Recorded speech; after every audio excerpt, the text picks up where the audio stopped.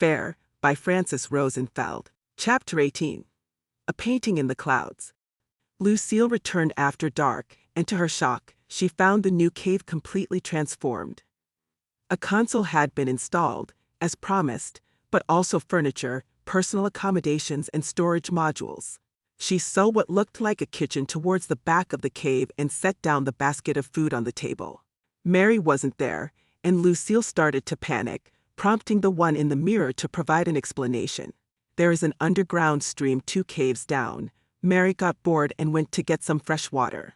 We thought she would be more comfortable if the place looked more like home. Do you think you could bring her favorite things from her room? We tried to offer her food, but she seems reluctant to eat it. Maybe it would be best if you brought her home-cooked meals for a while, at least until she gets used to our fare. He stopped for a second, to give Lucille a chance to reply. Then, upon noticing the latter seemed at a loss for words, he asked, "How did things go with the council?"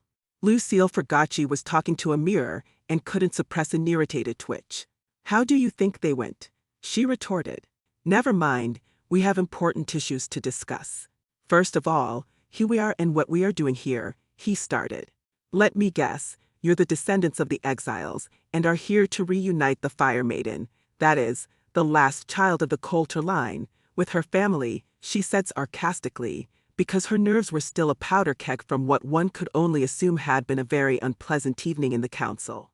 "I may not know how you are manipulating your mirrors, but that doesn't mean God begrudged me the benefit of logic. Yes and no. Some of us come from exiles, many of us are the descendants of the original inhabitants of the city where we settled down. I'm sure Mary's family would be thrilled to find out she is still alive. Everybody thought the worst after her mother was banished. But I'm afraid our search for her has a bit of an ulterior motive." "Of course it does," Lucille sighed. When Abraham Coulter started to worry about the rising threats against technology, he digitized his vast library, which contains invaluable pieces of his research and technical manuals that we thought lost for centuries, and stored it in a biometrically encrypted database floating on a cloud server, he explained. "Thank you, I'm so glad I got clarity on this issue now." Lucille couldn't help herself. "Why don't you start at the beginning?" He took all of his knowledge and turned it into a large, invisible canvas, which he painted in the sky, and allowed it to be reshaped and repainted constantly by the movement of the wind and the fall of the raindrops. He bound the mirror he used to see this masterful painting with his own blood, and the blood of his most trusted advisors, so that it would not open, not even for a peek, for anybody else but them. He looked at Lucille, to see if she was offended by the fairy tale analogy. She didn't seem to be, so he continued. He spelled the original object so that it could become any mirror, but this only happens if the mirror's guardian recognizes the essence of his blood.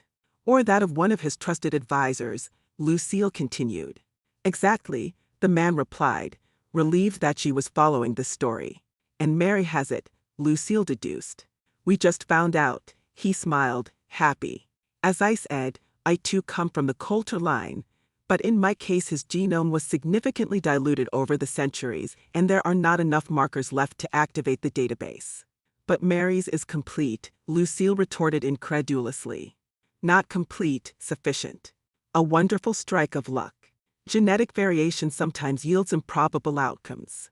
We kind of guessed she expressed the recessive genes when she was born blonde of 2 raven-haired parents. Very rare. So, now you opened your magical mirror to see the invisible painting in the sky.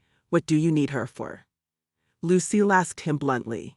"Well, right now we both are in a little bit of a predicament. We still need the blood essence every time we want to see the painting, and Mary has become a wanted outlaw. Quite frankly, we were hoping that after so many centuries someone had lifted that ridiculous ban on computer technology, but it seems that it only grew to include other mundane objects." He hesitated. "And apparently most of the developments of science." Lucille looked down, upset. Right then, Mary appeared from behind a boulder, with a weird water pitcher in her hand and the usual puzzled look in her eyes. "What's a genetic variation?"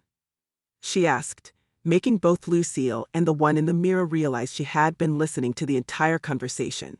"Why don't you enlighten her?" Lucille suggested. A smaller picture, depicting a mound of beans, opened up over the face of the one in the mirror. Mary took a moment to look at them. They displayed every color, from beige to purple, to pure white, dark red, spotted, variegated, small, large, round or elongated. She recognized every type of bean in the pile. Naturally, any child in the village learned to tell the beans apart by the age of 7. She just couldn't figure out what they had to do with her question. "What do you see?" the one in the mirror asked. "Beans," Mary replied. "Are they all beans?" he asked. "Yes," she gave the obvious answer. "But they don't look the same," he said. "Nobody expects they would," Mary commented. "That's genetic variation," he said. "What are you?" "I am a person." "Why are you not like the other people in your village?" "I'm a genetic variation," Mary said, smiling. "In an isolated population that experienced genetic drift," he laughed. "What does that mean?" "It means that most of the life essence that allows one to be fair has disappeared from your group, and that makes it almost impossible for it to be passed along from one generation to the next." "Why? Maybe we can have this discussion some other time," the one in the mirror skirted the subject, crushed under one of Lucille's grim stares. "I'm sure Mary would love to learn more about that, especially considering that she has nothing better to do here, but we need to address immediate practical concerns." She turned towards her niece. "Mary, the council had decreed that all the information related to the Quaid and the mirrors had to be destroyed, and you, as you probably heard, are a wanted outlaw. I'm afraid you'll have to stay here for the time being." "I see you're comfortable," she inquired with her eyes. "Yes, Aunt." Rosemary designated a few circle members to dig through the book of prophecy and find a way to end the curse of the Fire Maiden. "I thought that was supposed to be done by keeping me in the sunlight with no water until my fair curse was lifted," Mary commented, in a tone so matter-of-fact that it made the one in the mirror shiver. "Do people actually expect her to turn brunette by slowly dying of dehydration?" He couldn't believe his ears. "Easy for you to say, you don't have to face them tomorrow," Lucille frowned, "Burked.